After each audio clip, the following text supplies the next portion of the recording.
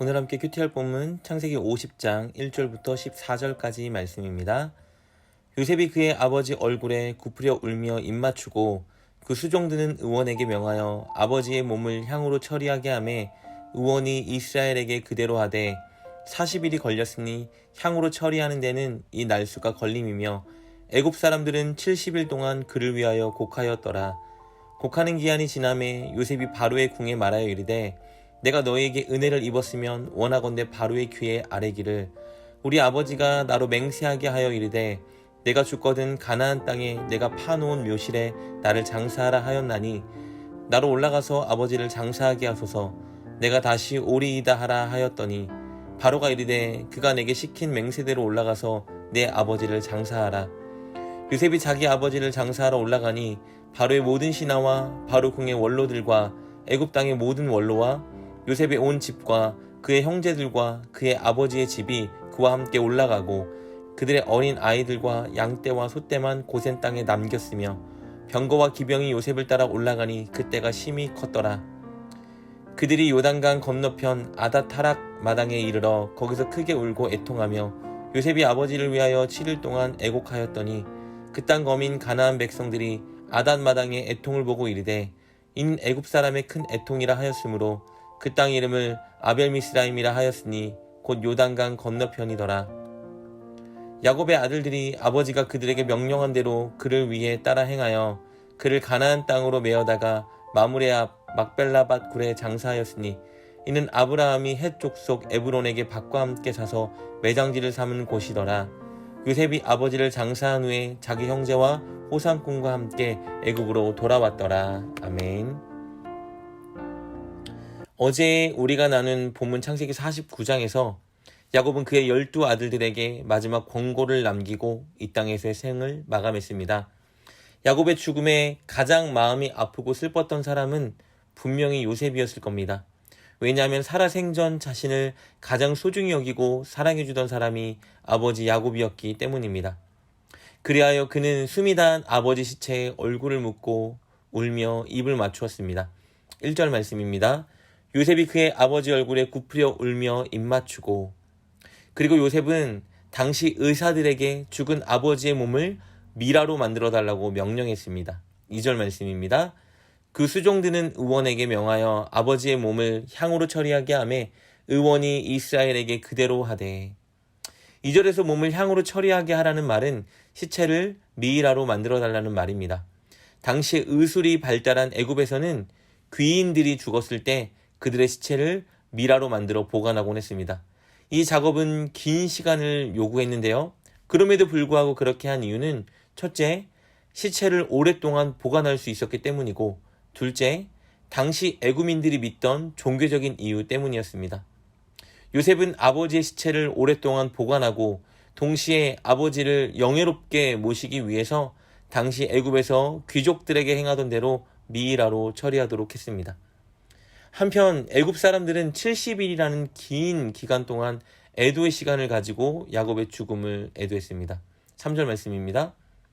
40일이 걸렸으니 향으로 처리하는 데는 이 날수가 걸림이며 애굽 사람들은 70일 동안 그를 위하여 곡하였더라. 애굽 사람들이 히브리인인 야곱의 죽음을 이렇게 애도한 이유는 사실 그의 아들 요셉 때문입니다.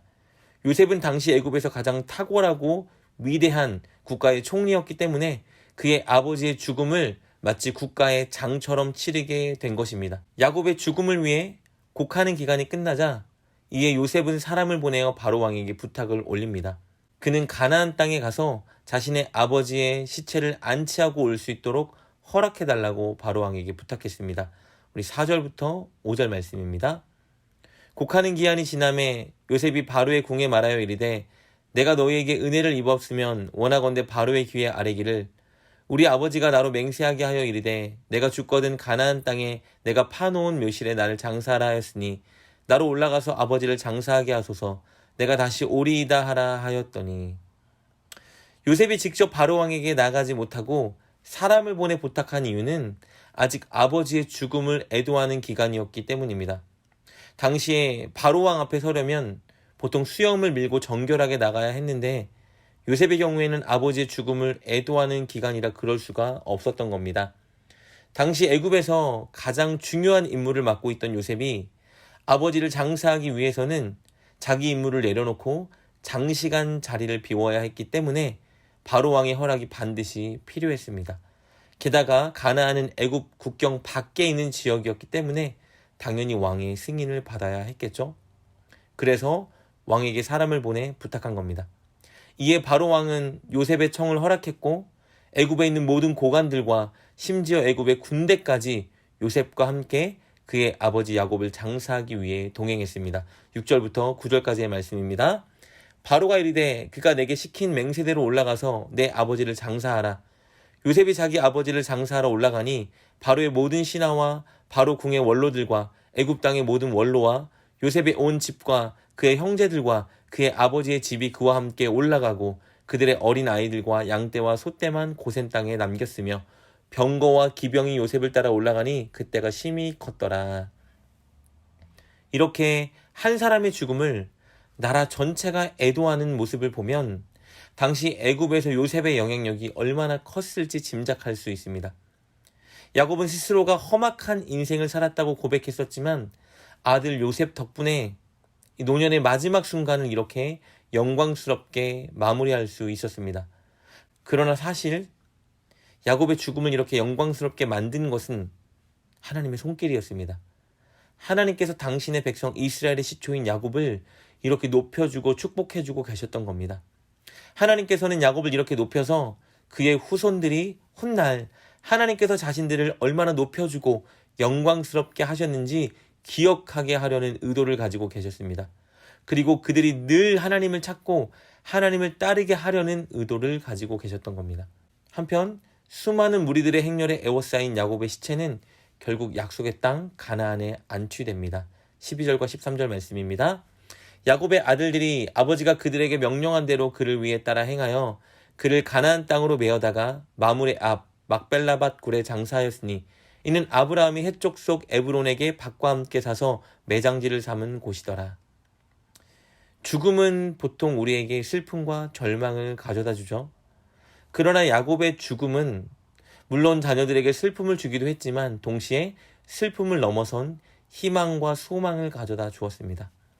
야곱은 죽기 직전에 자신이 죽으면 자기 시체를 하나님께서 주시겠다고 약속한 가나안 땅에 묻어달라고 부탁했습니다. 이것을 통해서 야곱은 후손들에게 이 땅에서 그의 육신의 몸은 죽지만 그의 영은 하나님께서 약속하신 그 약속의 땅 가나안을 차지한다는 것을 보여주고 싶었던 겁니다. 그리고 하나님의 약속은 반드시 성취된다는 것을 보여주려는 의도도 가지고 있었던 것입니다.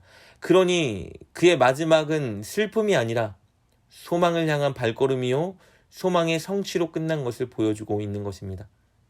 게다가 야곱은 자녀들이 하나님께서 약속하신 땅에 아버지의 시체를 안치하러 오게 함으로써 그 자녀들에게도 후손들에게도 동일한 소망을 갖게 만들고자 했습니다. 자녀들은 야곱이 묻힌 그 가나안 땅을 바라보며 자신들도 이곳으로 돌아와야 함을 인식했을 것입니다. 이곳이 바로 하나님께서 그들에게 주신 약속의 땅이고 반드시 하나님께서 이 땅을 약속대로 차지하게 하실 것이라는 소망을 갖게 된 것입니다. 사랑하는 여러분, 우리의 죽음도 슬픔만 남겨주는 죽음이 아니라 슬픔을 뛰어넘는 소망을 남겨주는 죽음이 되어야 합니다. 우리의 자녀들이, 우리의 가족들이, 우리 주변 사람들이 우리의 죽음을 통해 선한 도전을 받고 소망을 붙들게 하는 죽음을 맞이해야 하는 것이죠. 우리처럼 살아가고 싶게 만들어야 합니다. 그러기 위해서 우리는 살아있는 동안 늘 믿음의 삶을 살아야 합니다. 하나님이 우리에게 약속하신 그 약속의 땅, 천국을 확신하고 천국을 바라보며 살아야 합니다. 그리고 이 땅에서 천국 백성답게 살아야 합니다.